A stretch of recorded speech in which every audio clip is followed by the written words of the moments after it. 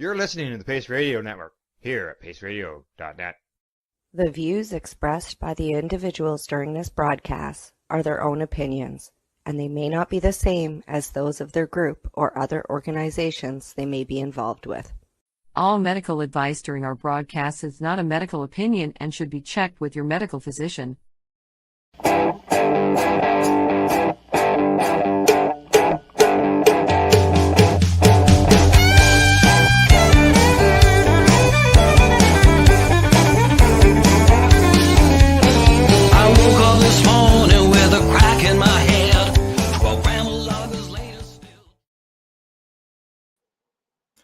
Good evening, everyone, and welcome to the Pace Radio Show. What's today? Today is July the 30th. It is almost, well, we're on the second half of the year there, Tamara. It's like I don't even know where it goes. Like I said, my head's been up my ass for the last 8 weeks since my dad died. So I've been just kind of, everything just kind of like keeps just kind of like a tunnel. Like it goes on and things get done. And then I shake my head and go, oh, it's already Friday. Like, where did the week go? Like, yeah, exactly. I know exactly what you mean. But yeah, I should mention we are live, and we're coming to you from paceradio.net and 420 pace.ca. And we're also on some of our social media sites as far as Facebook and YouTube, so on and so forth. Tonight, I got a few topics for us to discuss. Mold and cannabis. We're also going to discuss pesticides. Pesticides that Health Canada allows to be used on cannabis. As well as an update on that when it comes to some regulation changes. And we've got some research that we're going to look into throughout the night, and that which includes things like sleep apneas, the condition where people end up snoring and end up with a CPAP machine so that they can sleep snorelessly. it doesn't matter what position my husband sleeps in, he snores. He's on the side Does he use the machine? No. No. Okay. No, because he like, no, he's never done a sleep study. Like he's just like, it's just like not a thing. But it doesn't matter what it is, because they always say, well, if you sit up or if you sleep on your side or if you poke them, and he could be sleeping with his face in his hand like this on his stomach. Don't ask me. Okay, well, we're gonna dig in. We'll dig into that tonight and see how that's. I also want to going on, and I know that I got some feedback off of one of our show's YouTube posts. So I got some feedback on that we'll talk about as well. I also want to do a giveaway. I have something I want to give away tonight. Sure. Yeah. What do you got? I've got a large icy pot. Oh, yes. 65 milligram icy pot. These things retail for $65. Do they? They do. So I need some money for CSP. So the first person that donates $20 to the CSP to my tamara9@hotmail.com will get this.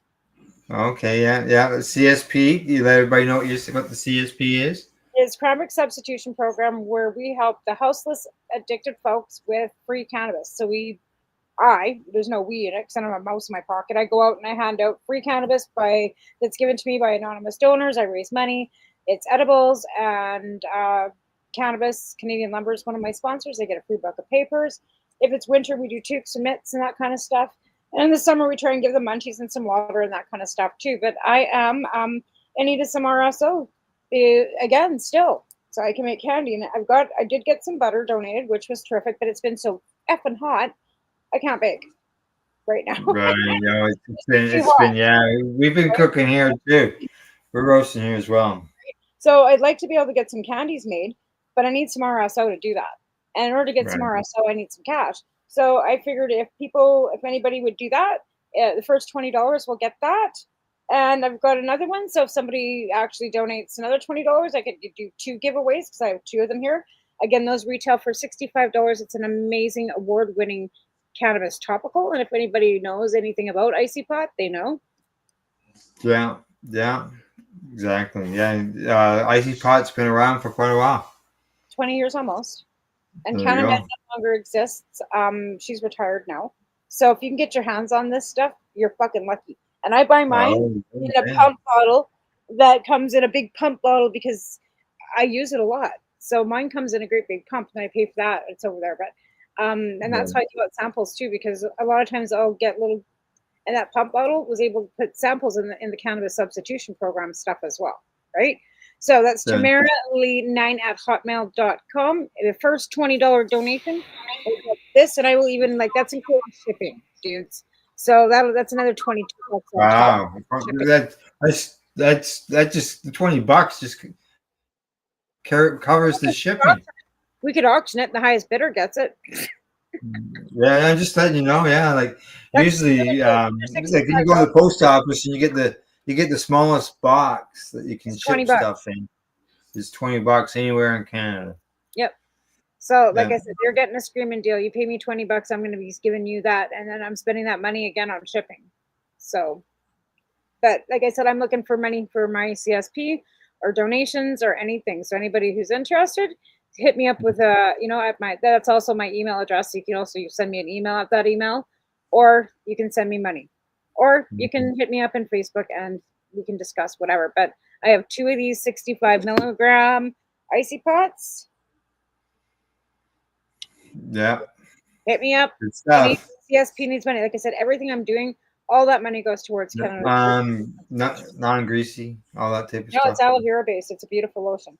And again, it's very, for my rheumatoid arthritis, it's one of the only ones that I've found ever to be effective to help me. So. Yeah, you're always in a arthritic flare. Really. Well, you know what? Actually, since I quit working, I must say, knock on wood, I've been feeling pretty okay. My pain levels are down about 6 every day instead of waking up at 10. And I think the stress of working also, because stress also contributes to, your overall health. And I think the stress and being able to be out in the sunshine and being able to be not always on a hamster wheel has really made a world of difference. And even at work, whether you're lifting heavy weights or not, you're still doing up and down, bending around. Repetitive stuff, right? And I'm not on my feet standing on my feet for 7 hours a day anymore. I'm not up and down. I'm not, it's just, like I said, I'm still doing stuff. I still have to wash floors. I still have dogs to run after. I still have a kid to take care of. It's not like I'm not doing anything. I mean, it's just not as, it just doesn't seem to be as hard. Right. Yeah. All right. So, as I said, we got a few things I want to discuss tonight. The mold.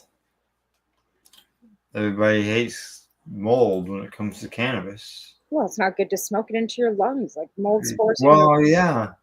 So there's this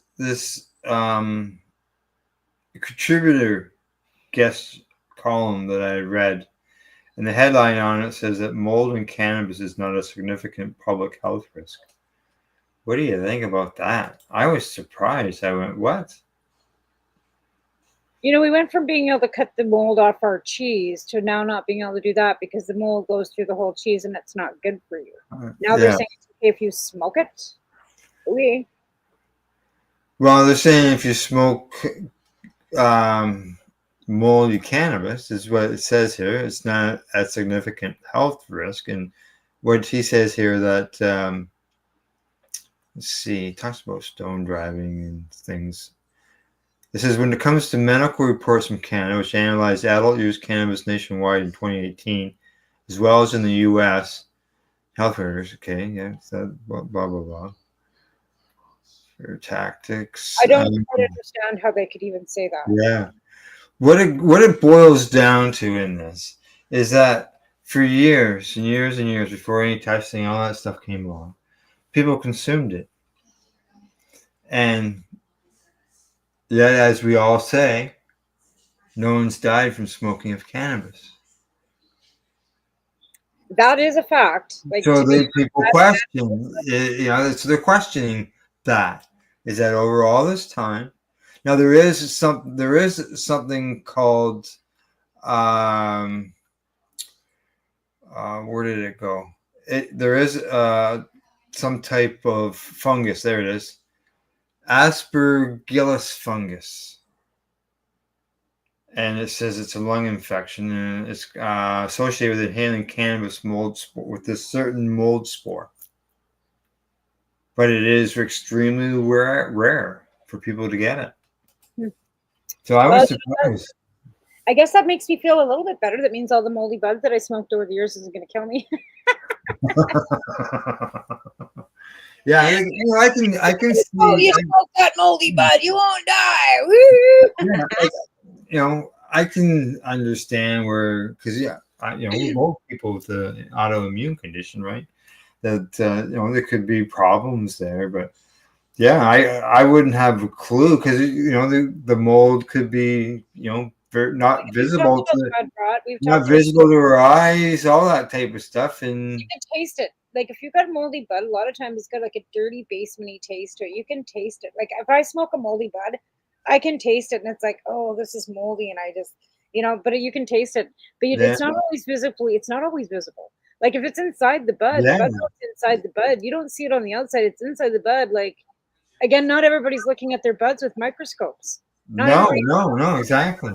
Testing and stuff, like when they're getting their bags of weed, right? Like especially when we were buying weed in the 80s and this in the 90s, and we were just happy to get a bag without seeds. Yeah.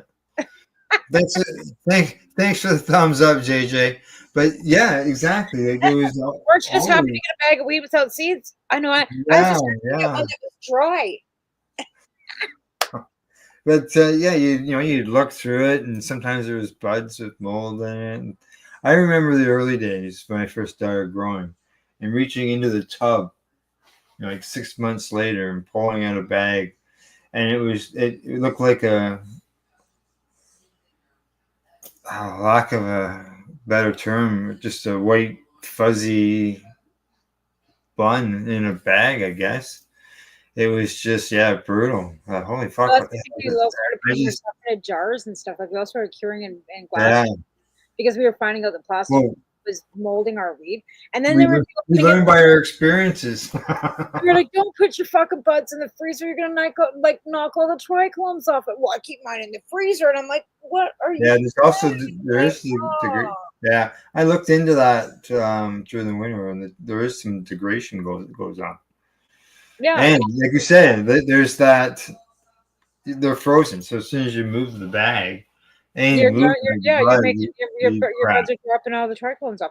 And I mean, we didn't know that. Like, let's be honest here. Like, 25 years ago, I didn't know any of this stuff.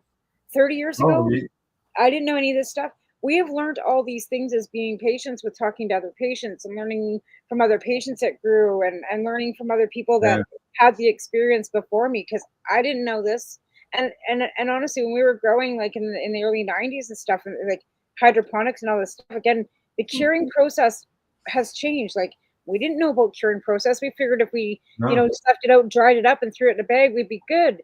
But there's a specific way of curing it so that you get the best quality of taste and terpene out of that. That's right. We didn't know that. Sure, right. So I was surprised when I seen this. They say that we inhale mold spores daily from soil, compost, household dust. It's in construction sites, healthcare facilities, recirculated air inside of buildings. All that type of stuff has mold in it. I mean, those are facts. Like, I'm not even those are facts. And I guess we can't just, keep thinking that we're all in this bubble of, cannabis protection. Like, we're not. There's general like mold in like some of our like food products that we probably even know about. Yeah, that too. Strawberries. Like, how often do you go to a store and get moldy? You come out home with strawberries and find out the ones on the bottom started to go all moldy. I bought raspberries 5 days ago, right? Growing penicillin in your strawberry container. Right? Well, yeah. I made dokla Monday night, and it's Wednesday, and it was covered in mold this morning, and it was in a plastic air-sealed bag sitting on my counter, and it had mold on it this morning. I'm like, garbage now. Well, the chickens got it because the chickens don't seem to mind if it's moldy or not.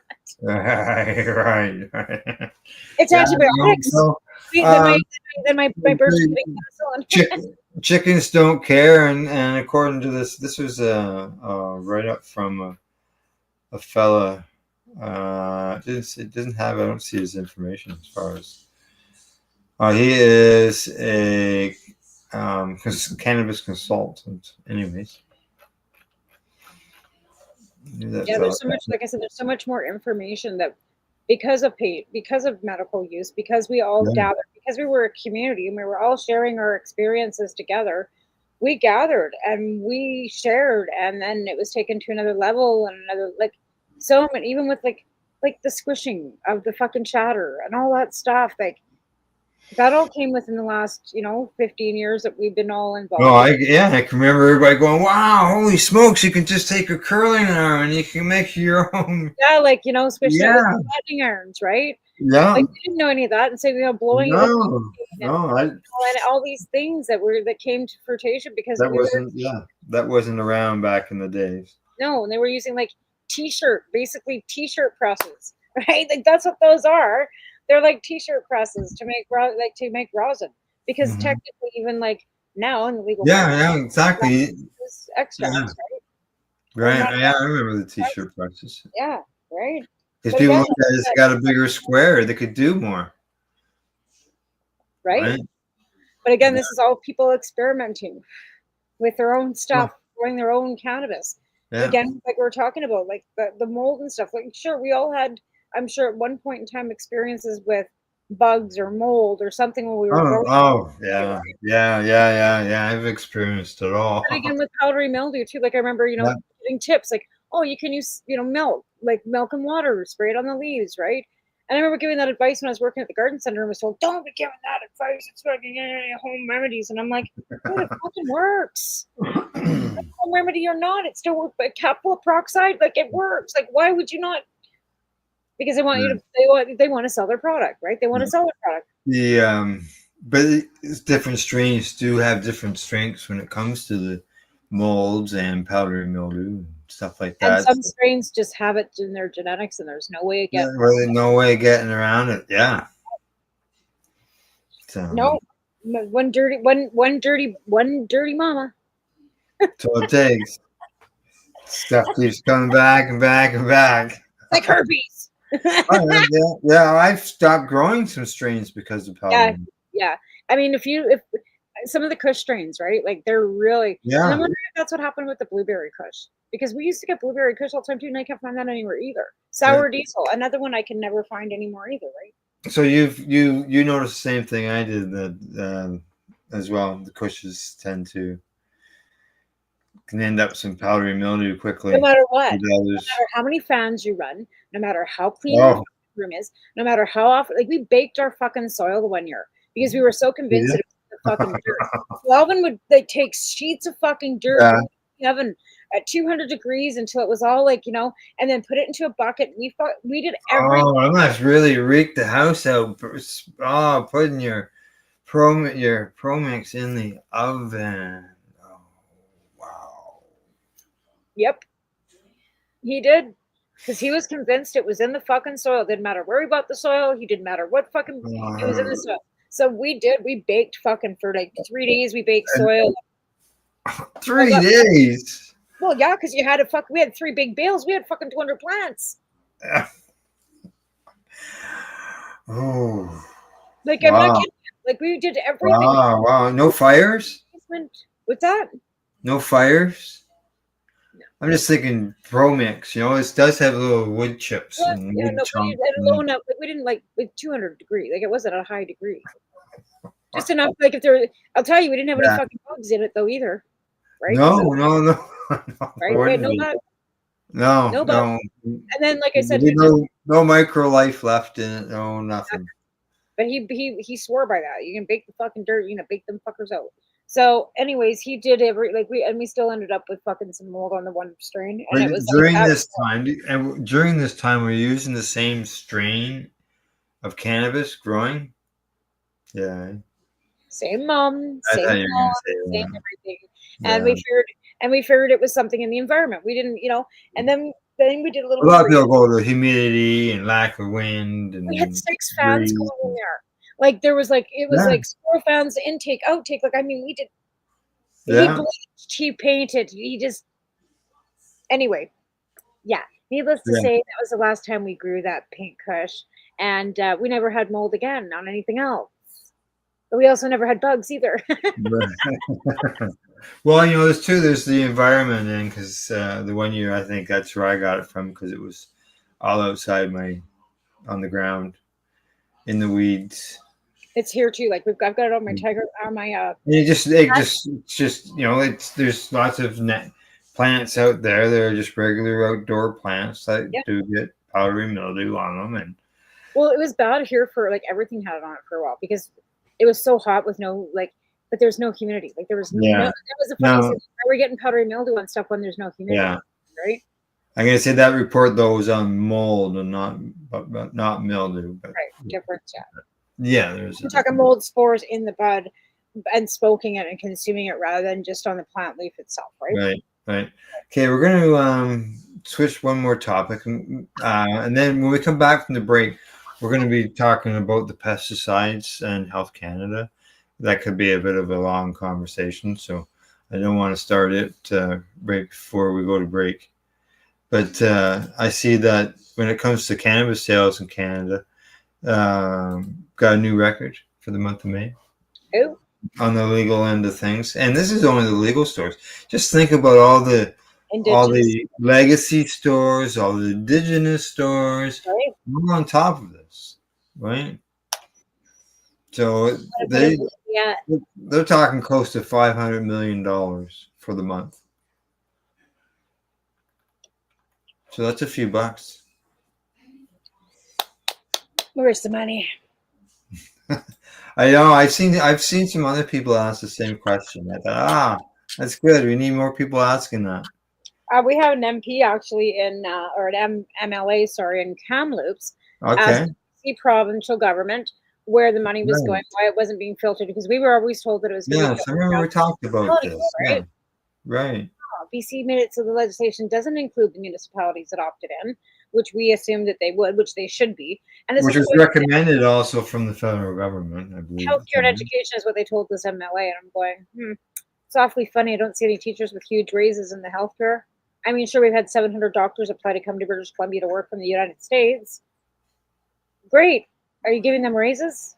Are you going to be raising, but to be fair, we've got a new walk-in clinic here in my town. We've got a NICU unit going in, and they're opening an oncology department here too. Oh, that's good. That's good. Now, whether that's coming from cannabis funds or not, it would be nice. Probably not, because the NICU unit, we actually the town's been fundraising for that, and our auxiliary hospital thrift store has been fundraising. I think, when we talked about it before, I think it turned around and they said that they could put that just into their slush fund. They just put it in the slush fund. It just goes into the slush fund. It's it's put into the general coffers apparently. In every province. I don't know any provinces that are filtering it back. Did you check to see if Ontario was filtering it back to the municipalities? Yeah. There's been some contributions from the government to that. I believe Peterborough might have been one of them. See, so there you go. So there's a difference in their legislation. Yeah, Ontario. I think there was 3 or 4 that got it. That'd be great if some of our towns got it instead of my town having to borrow another $10 million to fix our fucking dam for our drinking water. We have at our reservoir for our own town's drinking water is fucking 55 years old or 60 years old and needs to be repaired. Now we're having to borrow that money. Okay, now there was an article here in StratCan. It says, "Where is provincial cannabis tax revenue going?" This is from May of last year, so over a year ago. Right. What's he say here? Some provinces like Ontario, Quebec, to a degree, Alberta, have been open about how that money has been spent or allocated, and other provinces and territories appear to be less open. BC municipalities have been asking for years, where's the tax dollars? Where's it all gone? Same issue with New Brunswick and Saskatchewan. Yeah, like, where's the money? And I said, like I said to one of the fucking town councilors here one day, came into the store. We didn't even know about it. I'm like, well, Mike, you should be asking these questions. Like the city should be asking the province, like, where the fuck the money is? Especially when you allotted so many stores. And that was the understanding when they allotted the licensing, the business licensing for these stores, that the municipalities would then be able to opt into some of that money. Shouldn't be grants. It shouldn't have to be asked for. It shouldn't have to be a bursary. It should be just filtered into the towns that have opted into the stores. They're getting the fucking, the townspeople are feeding that. Yeah, we here in Ontario, people who opted out got like $5,000, but then the money from the province to the people who opted in was of greater money. But I'm looking for any dollar figures. But again, like if you've got a town like us with, I think we've got 1, 2, 3, 4. I think we're down to 4 stores from 10. We had 10. Oh, really? Yeah, we had a couple closed down. No, I think we only had 6. Now we have 4. So we had 6, we were down to 4. But I think those 4 stores, the revenue that they generate for tax dollars should be coming back to the town. Nice. Yeah, I'm not seeing what I'm looking for here.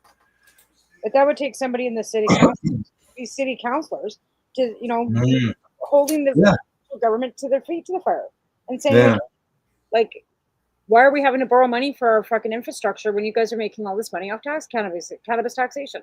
Right. Okay.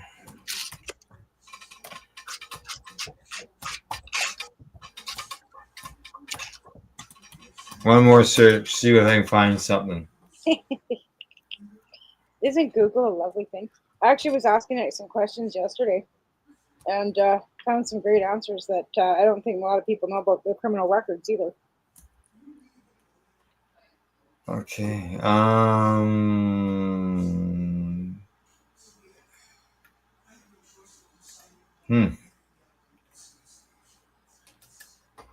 Something here. To the Association of Municipalities. Yeah, okay. So I know that the MLA. It says here that this is, as I said, okay. I'm just trying to find the date here, the exact date, but it doesn't have an exact date. Bummer. But it says here something about $40 million. And this is from the the Association of Municipalities of Ontario.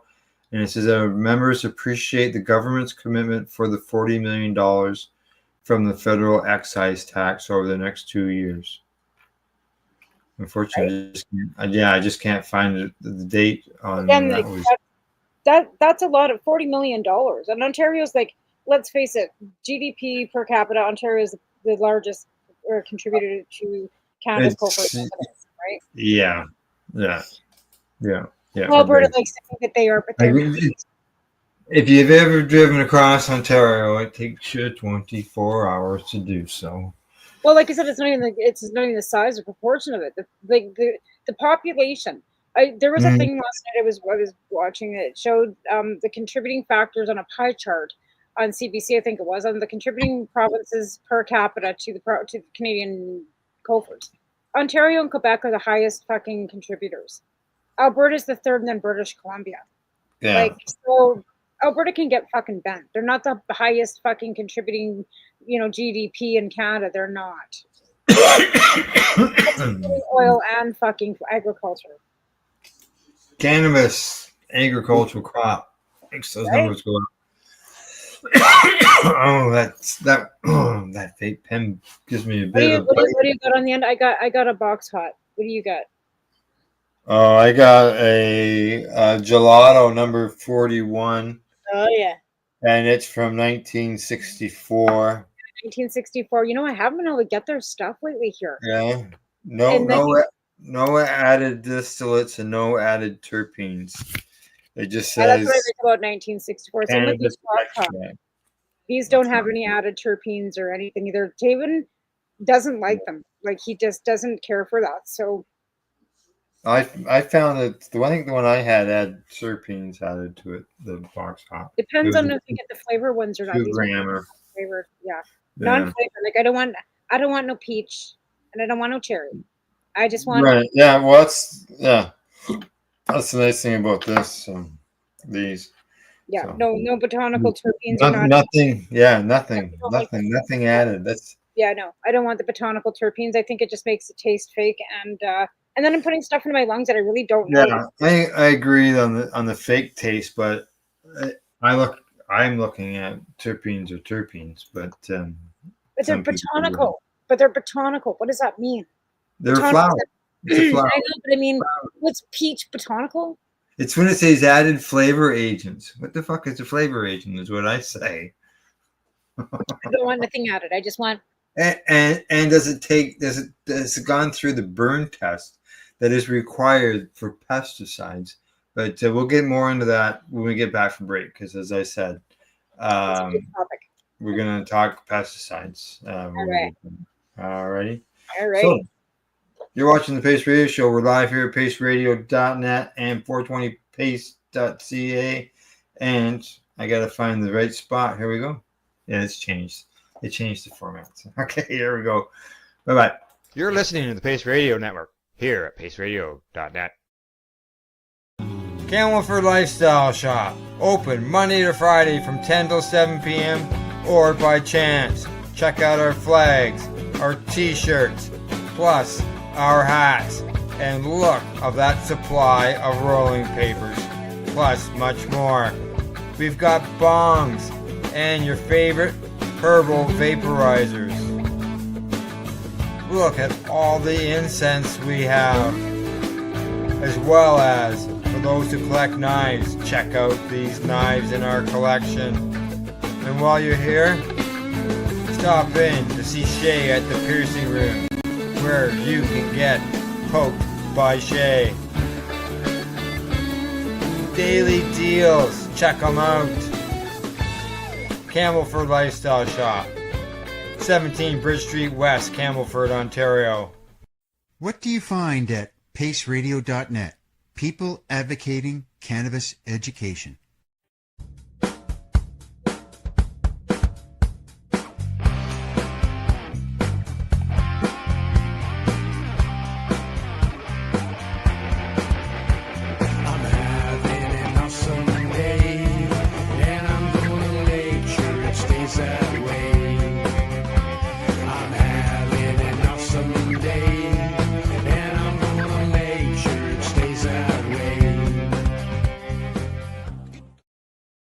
Limestone City Hydroponics is Kingston, Ontario's hydroponics shop. Take your growing to the next level and create the optimal environment with a tent kit, or maximize your yield with an ebb and flow flood table kit. Either way, Limestone City Hydroponics has more sizes and options to fit your needs. Are you looking for the power of the sun that adapts to your budget? Then look no further, as they have professional grow lighting. They have indoor grow systems that are easy and cost effective, with many options to fit your living space and lifestyle. Cultivate your growing potential. We have everything you need to succeed. And if you can't make it to the store, they offer local delivery to the greater Kingston area. Remember, when you're looking for experts to help you grow, then look no further than the locally owned Limestone City Hydroponics, 105 Sunderland Drive in Kingston, Ontario. Call them at 613-548-0420.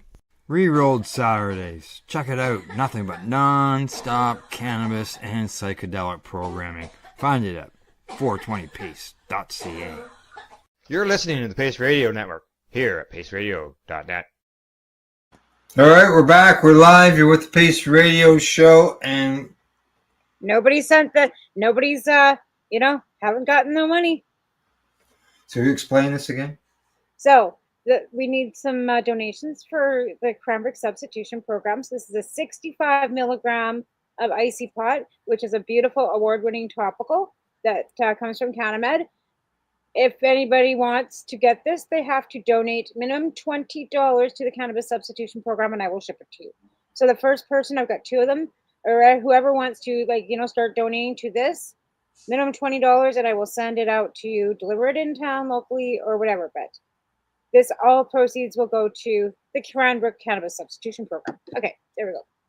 All right. Okay. So in this segment of the show, we're going to talk pesticides. Okay. Now, what I did is I did a. There's been, in the news lately, there's been a lot of this cannabis hymesis syndrome, CHS. Which is what? People having issues with cannabis? Like what? Like, let's explain that to people, because a lot of some people end up are ending up very, very sick with the uncontrollable circular vomiting that you're constantly throwing up very severely, violently, being admitted into hospital, dehydrated. It's just basically not having very good time about things. I know a fellow who did actually end up in the hospital twice, and they told him, they diagnosed him with the CHS. So there was an article that was out recently that talked about this, and there's been actually several articles out. And what I'm saying, just a lot of the fact that this CHS hasn't come around to like 2004, and where was it before, and why is it only just then, and so on and so forth. This one particular article that I had read, it talked about pesticides. So I thought, okay, well, cannabis is legal here in Canada. I know I was aware of that there's a list of pesticides that are approved with limits and stuff like that.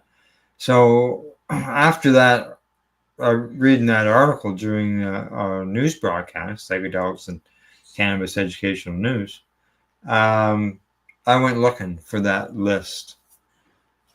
So this is the list that I found. And it says active ingredients list and limits. Limits means how much you can have, right? So here we go. This is the list here of pesticides. And I'm just going to scroll through it quickly. Okay. I've never heard of half of these ones. Look at it. Just keeps going. This is all in alphabetical order. Yeah, I'm seeing this. Heard of half of them. You'd be lucky if I've even heard of two of them. 3 of them. I've never heard of any of them. What are the? Do we know what some of them are used for? Like, well, there's microbutanol. Yeah. It's in there. It's been found on plants. You know what I noticed though? You know what I do notice a lot in some of the and Alvin and I were discussing this when he was home last time. Like, It's got a funky flavor. It's like, he goes, it's their leaching chemical, because they're using leaching chemicals to get the chemicals that they're nutrients out of their hydroponics, and they're leaving that leaching chemical behind, right? This is pesticides, is what it says. I'm still there. We go. I'm finally at the bottom list. Now, I just did a quick count of them the other day, and no way was it ever considered accurate, but I would say it's closer than a guess. About 88 to 90, 95 different chemicals, pesticides within the chemicals. And these are pesticides. So I'm thinking these are for bug control, like. Yeah, this is for bug control. Well, if you got a clean room, you shouldn't, and you're not, when you're keeping your temps down, you shouldn't have to worry about pesticides. Yeah. Oh, I know. But they say Health Canada set limits of qualifications for pesticide active ingredients in fresh cannabis, cannabis plants, and dried cannabis. And these limits are based on the identification and qualifications of the molecule using current chemical, analytical, and I think that's word, methods and equipment. Okay. Unauthorized PCP is used by license holders when not PCP is listed in the document. Pest control products. Yeah, I know. Yeah. Okay. Well, PCP, right? Some people might. Oh yeah. No, it's not. It's not that. It's not. It's not some wild chemical drug. No, it's not some psychedelic. Correct. I know when I first saw it, that's it. What? It's Hang not. on here. So yeah, look at that. Is just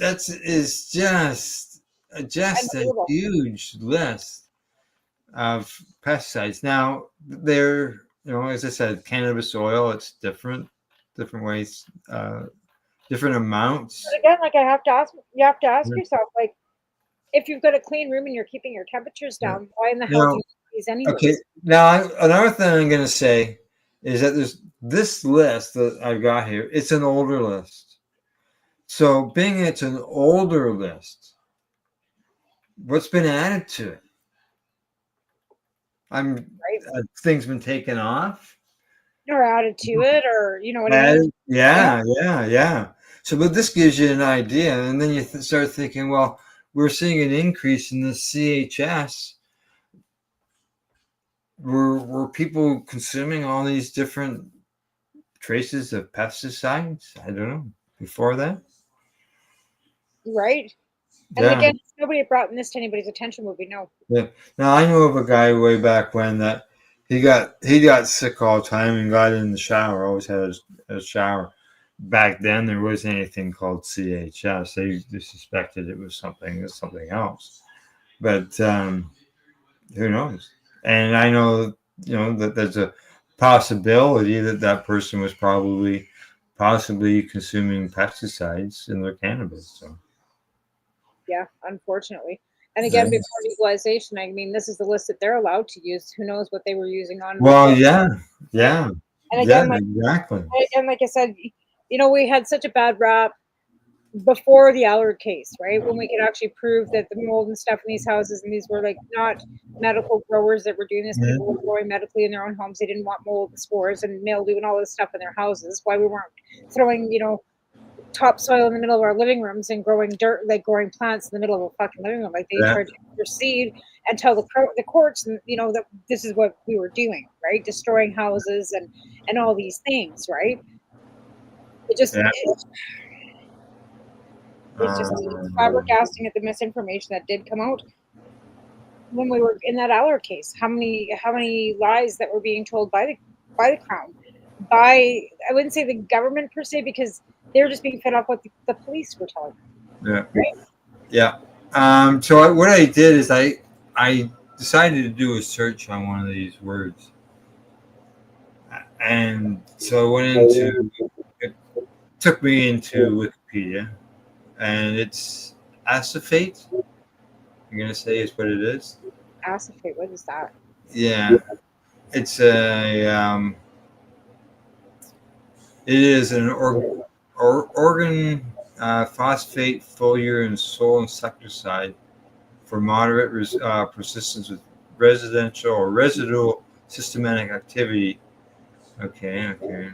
Its primary use of controls of aphids, including resistant species in vegetables, potatoes, carrots, greenhouses, tomatoes, and lettuce. Things that nobody smokes, right? No. Nobody smokes those things. No. It controls leaf miners, caterpillars, sawflies, thrips, spider mites, as well as for the turf and forestry. Okay.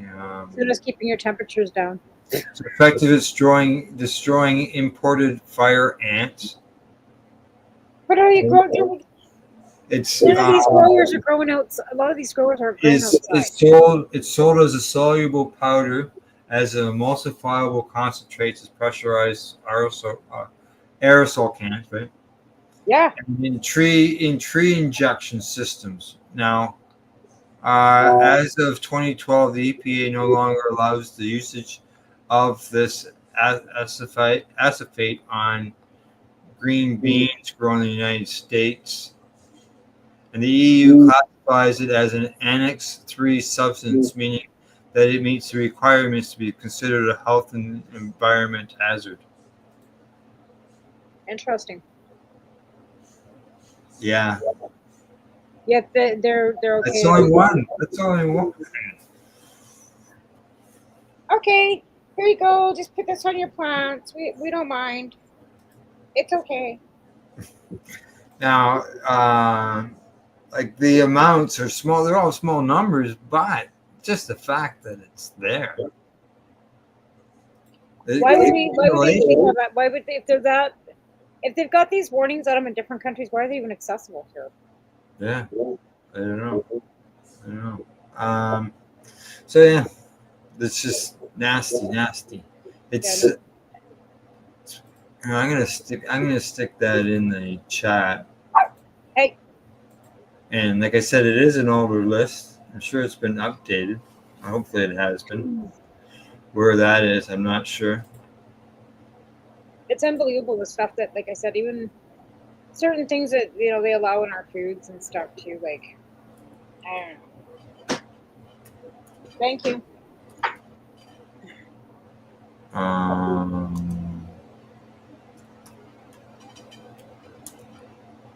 Wasn't there excuse me, sorry. A problem with one of the licensed producers, Origami. Yeah. At the very beginning, and weren't they? Was there not a resolution to that? Was there not a court proceedings on that, and then restitution paid or something along those lines? Were the patients ever compensated for that, or? Well, now bring back. I was just in the middle. I almost shut us down there. So I was paying attention to what I was doing instead of what you said. Say it again. Well, we had Origami, right? The licensed producer at the very beginning that was right. That had the pesticide. There was patients that got a settlement out of that. Right. So that was resolved, and there was settlements paid out to the patients. Right. Okay. Yes. Yeah. Okay. There we go. I wasn't sure if that was ever resolved. I know that one of the patients used to be on my Facebook, but I don't know whatever happened to him. Yeah. Cindy talks about it. Every once in a while, she'll mention it when an organogram story comes up, because they're actually doing, from what I'm seeing, they're doing very well as far as where their standings are on things when it comes to I think when expanding Marcel still work there, or I think Marcel Gagnon. Doesn't Marcel still work at Origami? I think Marcel was working there. Well, I know he was involved with a producer at one point, but I don't know what he is. I don't think he's involved anymore, but I couldn't be for sure. I'm not sure. See that? I remember that. I remember his name was Robert, and he was the patient. Yeah. Just so you know, that link might not have gone out right, but whoops. Limits of qualification of mandatory cannabis testing for pesticides active ingredients. Oh, okay. Yeah, it did. It went out. Yeah. So, like I said, it's a little bit older list. Maybe a new one there. But at one point, this stuff was approved to be used in cannabis. And a lot of it still is. So. Right. And as patients, when we're growing our own cannabis, we do not use these things on our plants. Like, I've had spider mites before, and I've actually taken a vacuum with a nylon to suck them off. Like, you know what I mean? We've done everything, like dropped our temps, like done all kinds of, like I said, baked our dirt. I never baked my dirt, but what I did is when it came to spider mites, my insecticide-free method consisted of water, a cotton ball, and stripping my plants down as bare as possible. Now, usually when I found them, the plant, was, even if it was 2.5 feet tall, I stripped it. Yep. Strip it right down so it's just a few leaves. Yep. And clean it up. And because of the fact, I checked for eggs underneath the leaves, still wouldn't see anything, but still for the next week I would still wipe the bottom of those leaves just in case a egg was somewhere. Or I missed it when I was cleaning up the stem, because I didn't even wipe down the stem. Yeah. Yep. And then dish soap and water in the dirt. Yeah. I just I'm trying to prevent the cycle. Yeah. Well, yeah. Like, that's the thing. Like, they all come in, like, those little rose bushes you get every year that come out of Valentine's Day? Yeah. I've seen them. And if you bring them in your house, they are fucking covered in spider mites every single fucking time. So I don't even buy them. I'm just like not even buying them anymore. But It again, like wasn't. I wonder, like is it the temperature in the stores or still the temperature like in your house? Like it's not any. So why is it they get in your house and all of a sudden they just go boof? Oh, it was like 2 or 3 days later in this rose. It just went frost. It Yeah. was covered in them. Holy shit! Yeah, out they go. It was gone. Out the door. But again, like I don't even buy them anymore because I know ultimately that they're going to end up with spider mites. And even like I have this begonia outside that I took outside, and it got hot outside, and it's just covered in a nest of web, right? But it's not Yeah. spider mites; it's actually a spider. It was just like whoosh, I'm like, what the fuck? But yeah, the spider mites were tough. I've never had thrips. I've never had anything because I kept my room at 68, between 65 and 68 degrees all the time. Yeah. I've never had spider mites again after that one time, and I've never had thrips. I've never had any issues with a lot of bugs, to be honest. And if I ever did, my first step would always be ladybugs. If I could get ladybugs, that would be my first. Always line of defense if I could get ladybugs, depending on the time of year it was, right? Yeah. If you can get them. Well, we can get them in the summertime here in the spring. Yeah. Our garden center brings them in. Also, Yeah. I've got. but you can get them in the wintertime too because they actually they freeze them to keep them dormant, right? And we keep them in the fridge. You keep them in the fridge until you're ready to release them, right? So you can get them all year round. It just depends on. Yeah, you can. They can ship them to you anytime. They just have they freeze them anyway. Yeah, I've used them in the past. I'm gonna say I had mixed results, and it's probably more about the system I had, because they to me they tended to go to the lights, and Oh, you can have hot lights and kill. yeah, and Yeah. I had shades that hold the air through the shade, so The air coolers, yeah. yeah, so I could suck out some of them. Yeah. So. Yeah, no, I've tried them. I tried them a couple times too, and outside it's pointless. They just fly away. Yeah. But as far as the pesticides, it's nasty. And then growing outside, that opens you up to all kinds of nasty bugs. Yeah, but you wash your buds, like you wash your plants, right? We've talked about that before in previous shows. Where Yeah. harvesting, you're washing all of that kind of residual off your plants from being outside. Yeah, during my harvest process, I wash my cannabis, and I never did that for years and years and years. And when I first heard about it, I went WTF, and then I thought about it, and now growing my medicine outside where I control it full time, I can see the bird shit and stuff just all in the leaves now. Never mind once you get buds going on, right? Yep. And bugs that can get inside buds where they're growing, stuff like that, in the leaves. Well, yeah, and I mean, you found a process that works. It doesn't melt the trichomes. Right. And the thing too is, I'm not even like beside a road, like within. It's some people will grow beside the road or just within, and I wash it in 3 pails, one with peroxide in, just a bit of peroxide, and then 2 just straight water. And I'll tell you, that one with the peroxide, the first pail, the color of it, the buds will disappear because it gets that dirty looking.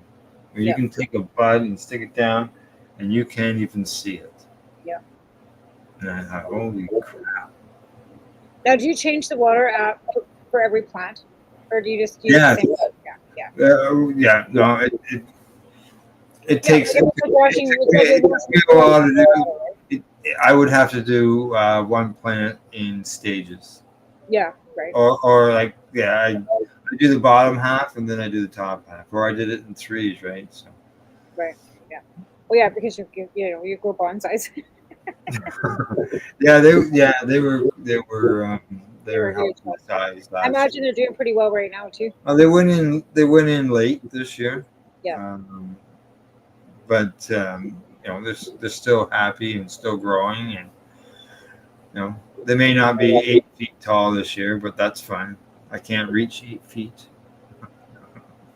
Right. Right. It's always good just to have them growing anyway, no matter how big they or small they get, right?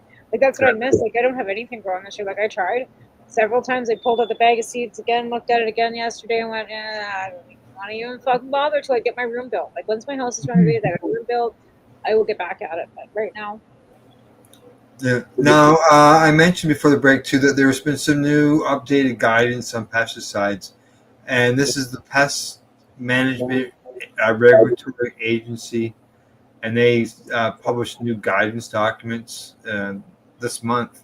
that's where all the cannabis taxation money is. Yeah, for cannabis and hemp as well, and this is part of the public consultation process that they had.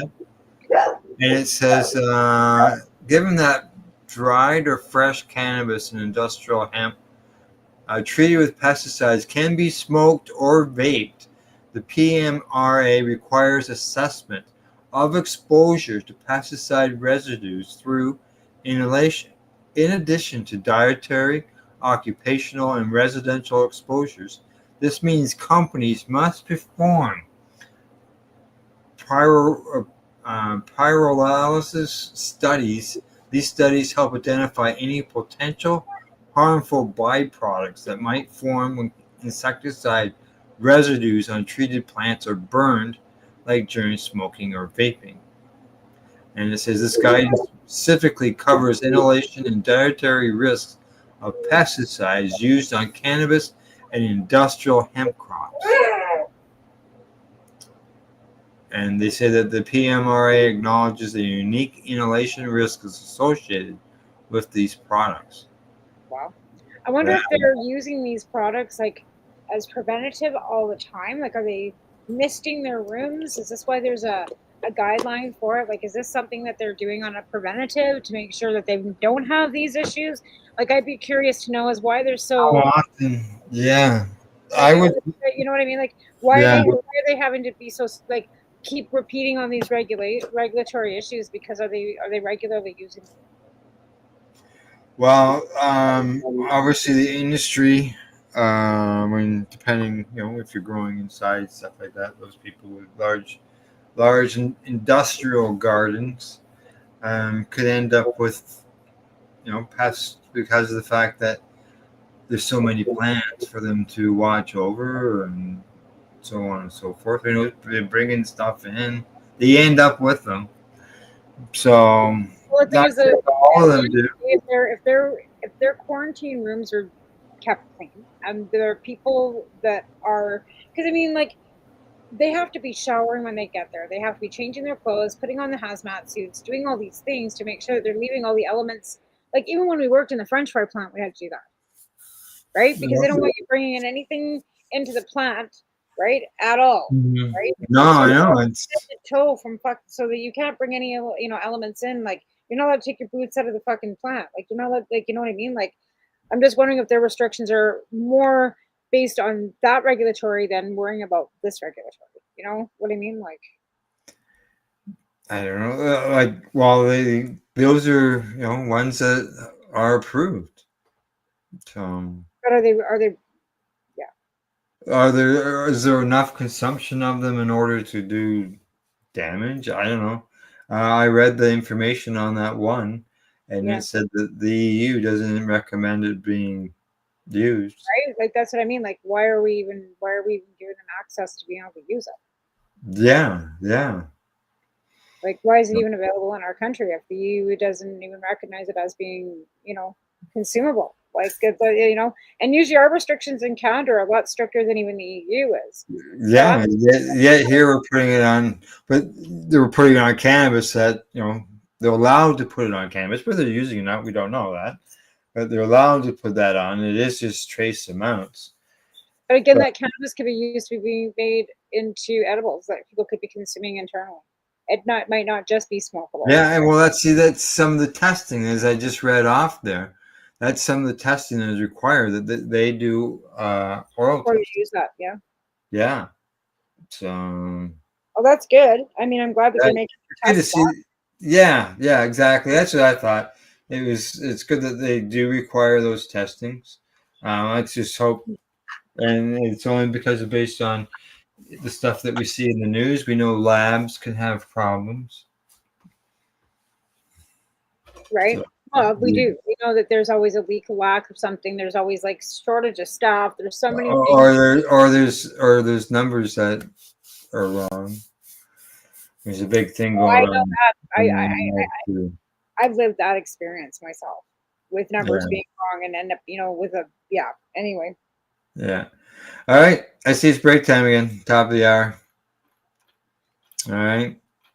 And other than that, we should head off to break. What do we got back when we come back? We're going to talk pest. We did the pesticide talk. Oh, we're going to get into some research articles and information as we share research information with people as good. well. All right. You're watching the Pace Radio Show. We're live here at paceradio.net and 420pace.ca. We will see you in about 2 3/4 minutes. You're listening to the Pace Radio Network here at paceradio.net.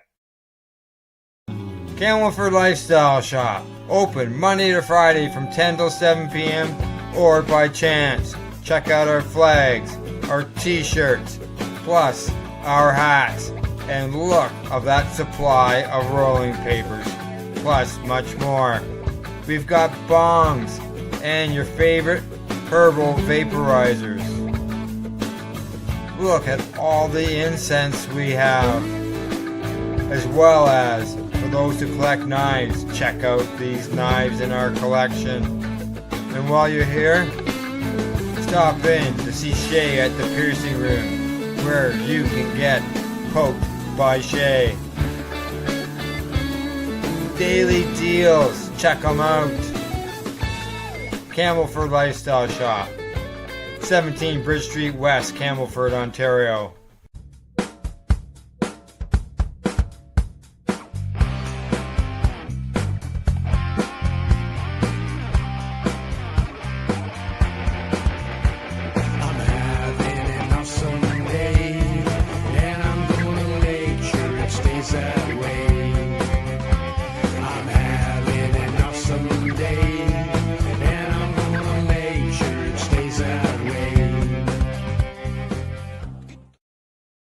Limestone City Hydroponics is Kingston, Ontario's hydroponics shop. Take your growing to the next level and create the optimal environment with a tent kit, or maximize your yield with an ebb and flow flood table kit. Either way, Limestone City Hydroponics has more sizes and options to fit your needs. Are you looking for the power of the sun that adapts to your budget? Then look no further, as they have professional grow lighting. They have indoor grow systems that are easy and cost effective, with many options to fit your living space and lifestyle. Cultivate your growing potential. We have everything you need to succeed. And if you can't make it to the store, they offer local delivery to the greater Kingston area. Remember, when you're looking for experts to help you grow, then look no further than the locally owned Limestone City Hydroponics, 105 Sunderland Drive in Kingston, Ontario. Call them at 613-548-0420. Rerolled Saturdays. Check it out. Nothing but non-stop cannabis and psychedelic programming. Find it at 420pace.ca. You're listening to the Pace Radio Network here at paceradio.net. Hey, we're back. We're live. You're watching the Pace Radio Show, and welcome to the third segment of the broadcast. In this segment, we've got some research articles that we're going to touch on, and let's see. You know how when it comes to drinking and driving, impaired driving, they are always, when it comes to cannabis and impaired driving, they compare us to alcohol and to things, and they set limits. Part of the big problem is that there's no breathalyzer that they can just take and have someone breathe into like we do with alcohol. Well, didn't they have one that they were like kind of using in Australia or some sort of machine of some sort that they were testing in Australia that didn't really give accurate information? Um, Like a few years ago. Like we're talking yeah, like yeah. Oh, yeah. That's a possibility a few years ago for sure. they Because were now, trying to use that machine here. they're always talking about the use of saliva test, right? And then the DREs, and then eventually blood. That and then they set the arbitrary number of 5 nanograms of THC, as far as saying that you're Oh impaired, yeah, which yeah. is It's an arbitrary number. for like 6 weeks, fucking the week before we drove. Like Yeah.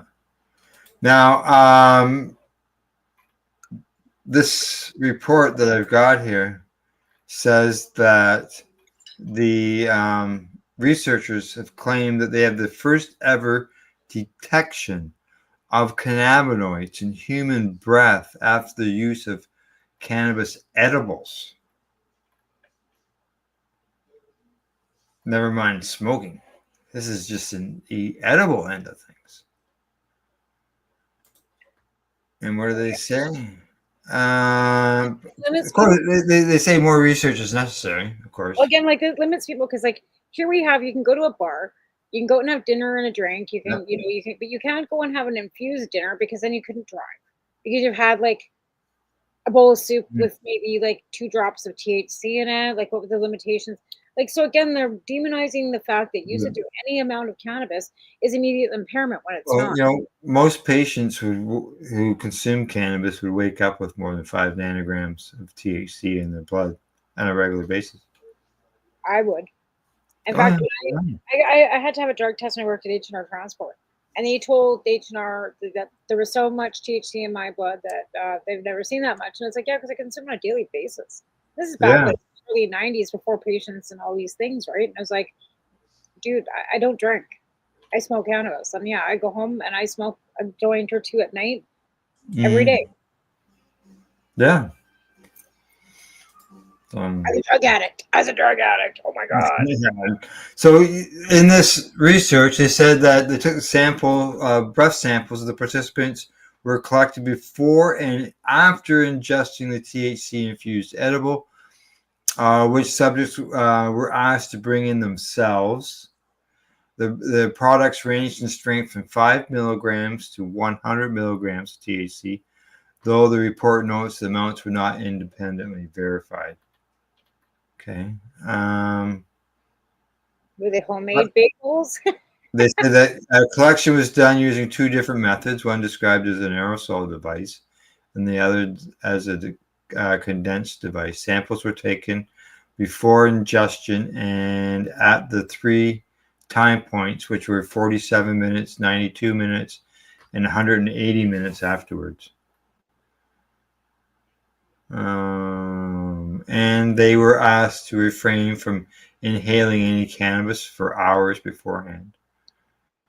No edibles 12 hours before, and no smoking 8 hours before.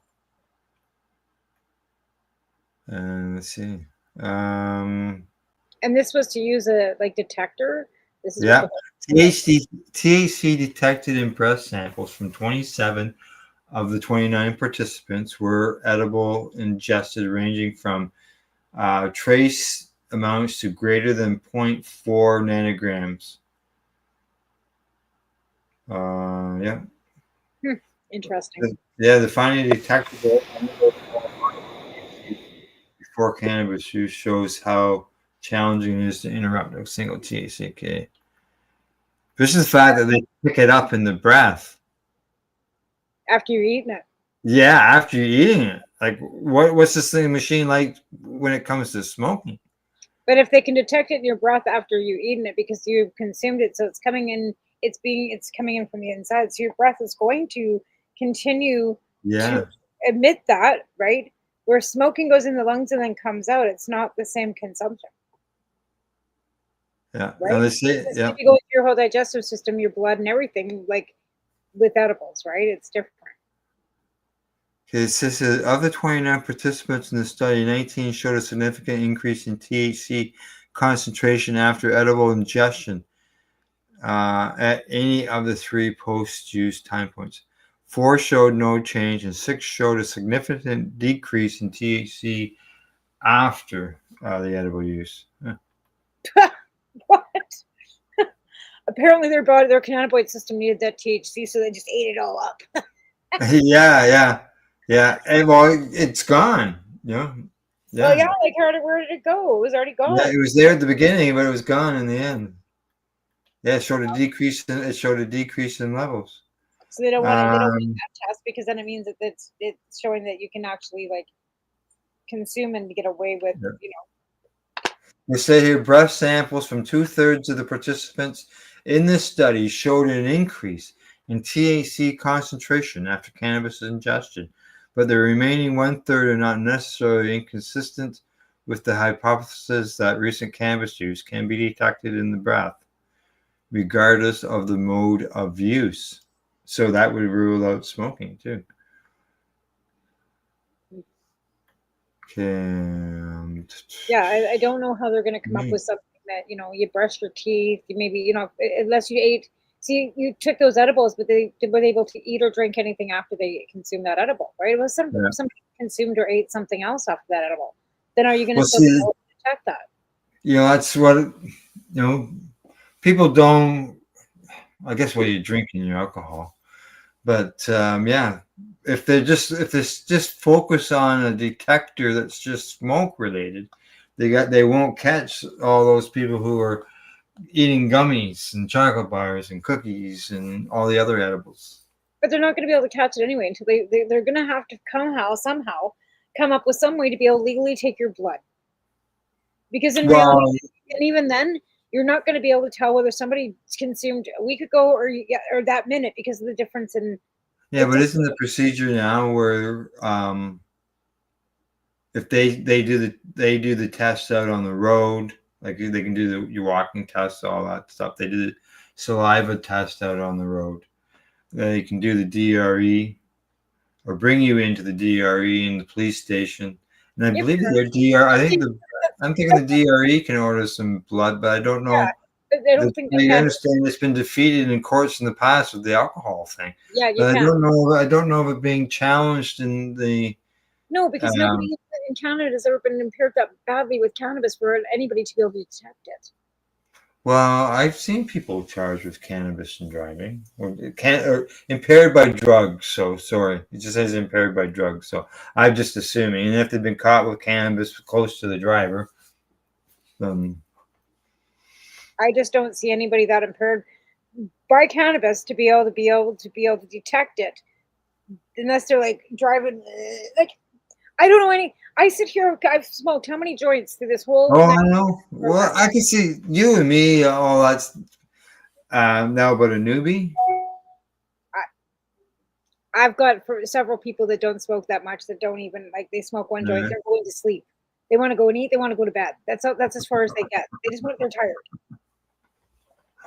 I just our tolerance level is just higher than others, than newbies, right?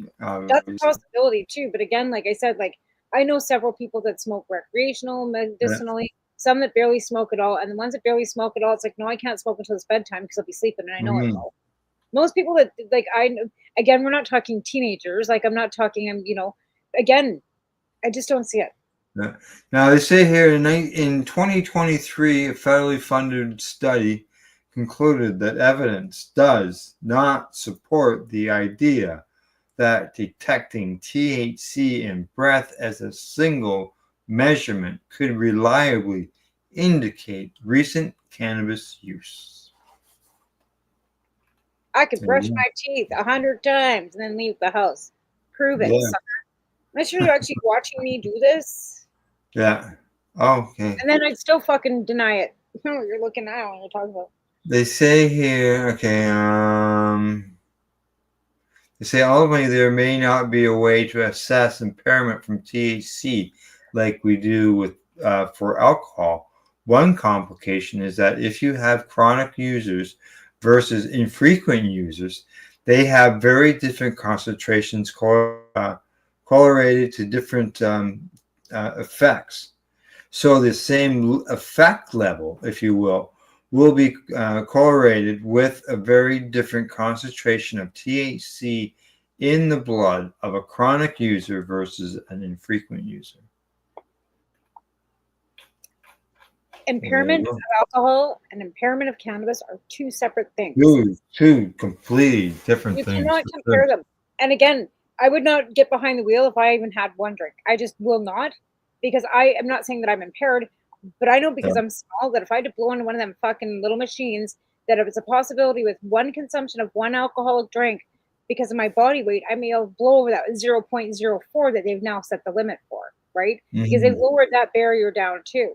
Mind you, I don't drink that often anyways. And when I do, I definitely am not driving anywhere.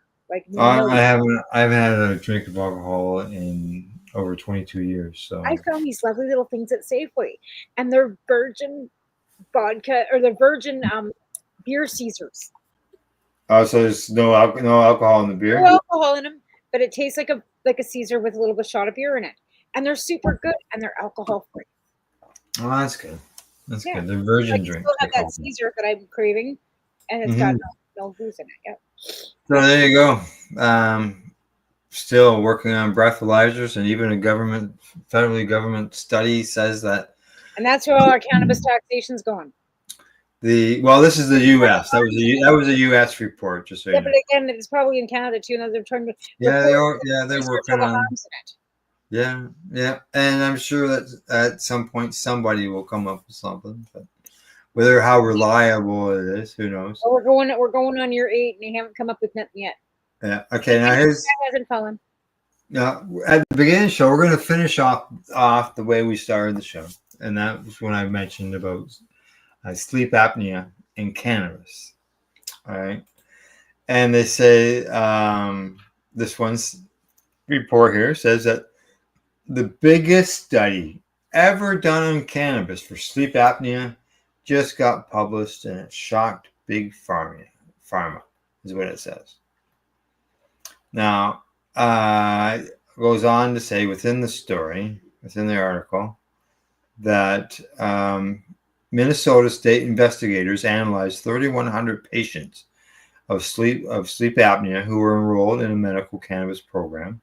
And in the study, they discussed how 40% of the patients experienced sustainable and significant improvements after they began using medical cannabis. Cannabis was most commonly consumed by the patients through inhalation. Flower and oil were also equally popular, although additionally, high THC products were widely used by the patients.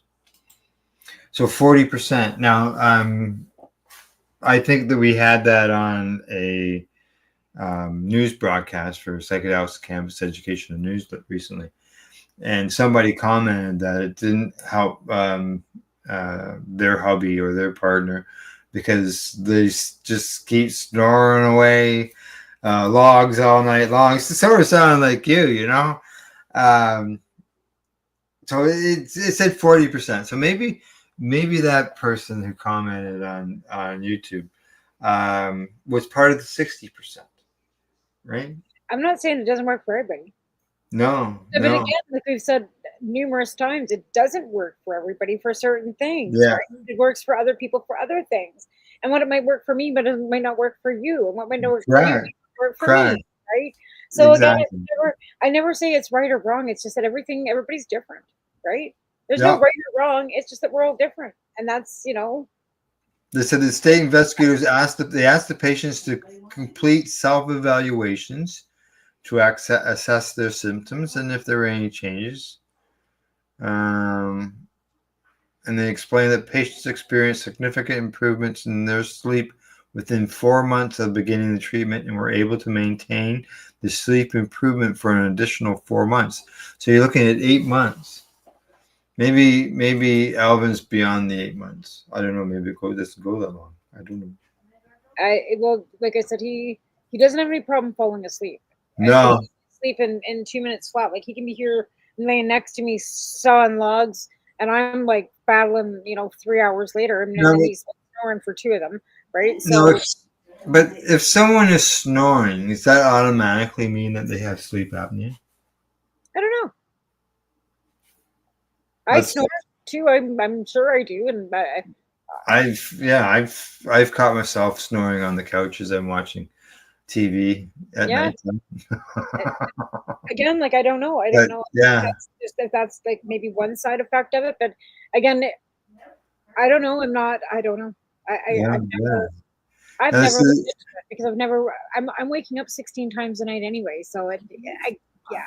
now the researchers also analyzed the impact of oral THC.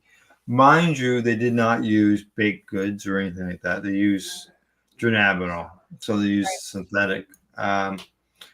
And they said that 73 adults had moderate to severe sleep apnea, and they used dronabinol, and this is it was given to the patients every night in increasing doses over the course of 6 weeks.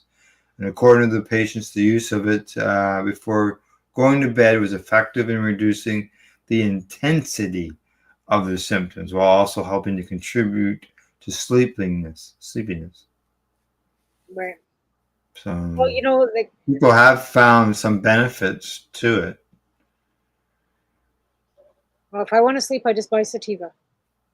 Oh, I'm an indica person to go to sleep, but I don't grow sativa. So Yeah. Well, yeah. No, like I um, have to have sativa. I've got this hash plant though. It's looking sativa as far as the leaves, but in height wise, it's looking pretty stunning. Like an F. Yeah, you were telling me that you think it might Yeah. be a combo. It might be a who knows? Like I said, Mhm. these days, I don't even know if we've got a pure strain left anymore, do we? Is there anything that hasn't been Yeah, fucked with? really. I know. Yeah, everything's a hybrid. Everything's Right? Like, is there anything out there that hasn't been fucked with? Just asking for a friend. Pinot 1, Pinot 2, no, no, no. 1767. Like Yeah. asking for a friend. Is there anything out there that hasn't been fucked with yet? Yeah, exactly. And just for those who always say they're always concerned about youth consumption is normal, reports are showing time and time again that youth cannabis use remains stable as more states legalize. Like I said, I So wouldn't I think we could throw that know more that if it was legal that either. So that fear mongering thing out that has always been out there that if you legalize cannabis you're going to like I said, legalized heroin doesn't gonna make me go and do it. correct. Well, you know, Not gonna happen. yeah. No.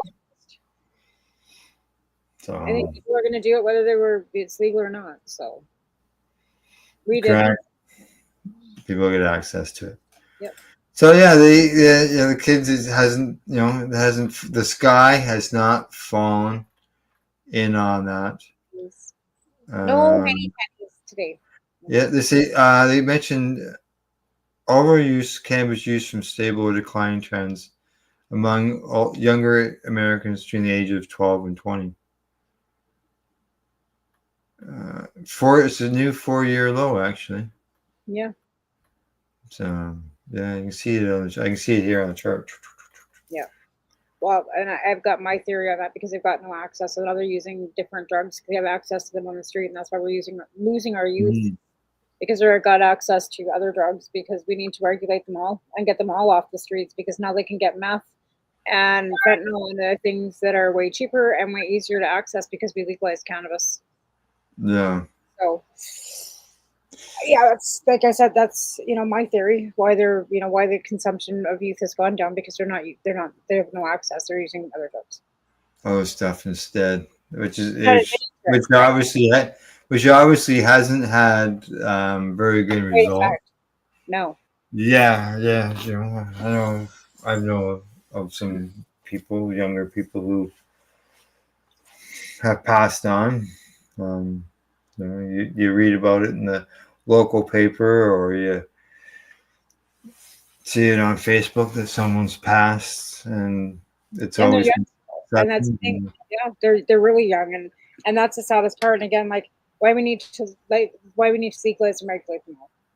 and then they're off the streets. Well, yeah, our friend, our mutual friend Allison, she's been saying that for decades. 30 years. 30 years. Yeah, Yep. yeah. Yeah, and again, like I said, when I got involved in this in 2006, it wasn't about patients; it was about law reform, right? About changing the laws and With getting cannabis, off the yeah. streets and regulating it and doing exactly what we did. And then as I went along, I learned more about the medical portion of it, right? And Yeah. and then I became a patient myself because I learned as I went along. But again, we need to regulate all drugs. We need to get them all off the streets, get them out of the commodity, out of the hands of dealers. They're saying that they're giving free drugs in BC. There's no free drugs in BC. It's a safe supply, and it's still not free. Well, I could just think how many times that you discussed about people having cannabis readily available to sell, and now it's not worth $300-400 for a pound. Like I was talking to a guy the other day. He was telling me that one of the stores near him, he's in the U.S. That it was $400 for a friggin' ounce of cannabis at one store. But I like too. It used to be like that here too. I mean, it was never more than about $250. You know, and a pound of pot used to be $3,500, $2,500 to $3,500. Now you can get a pound for almost the same you could get an ounce for. 2 ounces. Yeah. 2 ounces. Yeah. I mean, and even like the legal programs are not paying those licensed producers a lot of money for their pounds. They're not. It was like we said, they should be the price of a pound of tomatoes, right? Same as a bushel of wheat. So and here we are. Agriculture, it's a plant, right? And again, you have the drug commodity at CDSA when it was listed, that made it harder to grow, criminal offenses, blah, blah, blah. Why it was so costly. It was risky to grow, especially the good stuff. Never mind, get it to where it had to go to be sold. And now it's not that risky because it's legal. So why would it be that worth that much? Oh, yeah, exactly. The price went down, dropped down, obviously, huge. And it's not a hot item like it was. And whiskey used to be worth a lot more than it is now, too, and it was illegal. Not now, but you know what I mean? Like when alcohol was illegal, same thing, right? And it was all big taboo and the speakeasies, and everybody was, now, like there was actual community around alcohol when it was illegal, right? Kind of like the cannabis. And then when alcohol became legal and prohibition ended, all those speakeasies and all those hidden gems all disappeared, right? They actually had medical alcohol during prohibition. Yeah, they did. But again, but all those speakeasies and all those little businesses and all those hidden away gems and all those places that people would hide and all those nightclubs and all those dance halls that were hidden behind doors, all those businesses closed. They didn't need to do that anymore, right? It's the same thing. And now we're seeing the mushrooms go through the same thing. Yeah. Right. And cannabis, the same thing. Our community, we used to have festivals and parties and get-togethers, and now we don't even do that because it's. Well, yeah, exactly. It's all gone. There's some events here and there, but they're from the legal market. You have to get bud tender, and you have to and advertise and there were events going on in Toronto. Like this past weekend, there was an event in Hamilton, the Canna Crawl, that had vendors and stuff like that. That was Legacy Market, but I'm not seeing very many. Like that's the Canna Crawl. That happens every once in a while. But I know another one in Toronto has seemed to have gone quiet. So I'm not sure why. I don't know. But yeah. Be nice to see these events come back, but there's actually the Indigenous Cup is coming up in August. August. So. Well, I see your ex-counterparts having their own little northern gathering. I just I don't pay attention to that. Either. And then Harvest Fest has been canceled this year too. But they're still having a private gathering. Their community is going to have a private gathering at a private hall. It's just going to be one day. It's not going to be a great big cup like they normally have. But again, even like people like, why aren't you doing your thing out here? It's like, I have no.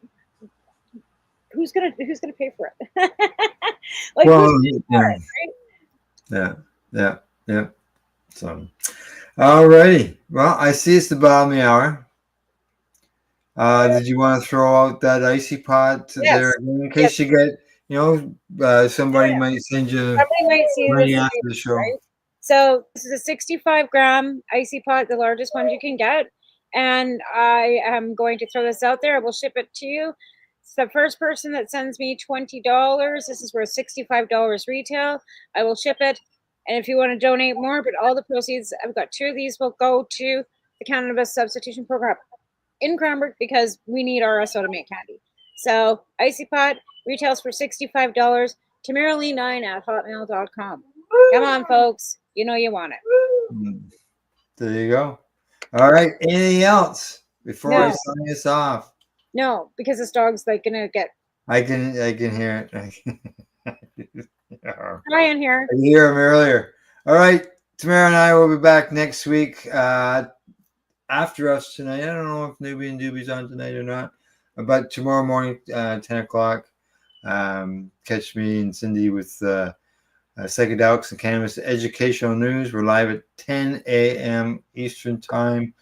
And other than that, thanks to Limestone City, Hydroponics.ca, the Campbellford Lifestyle Shop, as well as At-Eze.ca. Thanks for everybody for tuning in and watching or listening to the broadcast.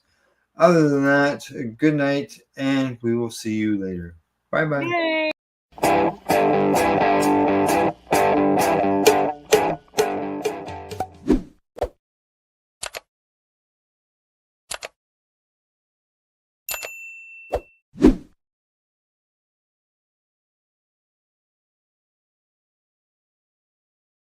Let's share PACE everywhere. That way it can help create peace. People everywhere advocating cannabis education. You're listening to the Pace Radio Network here at paceradio.net.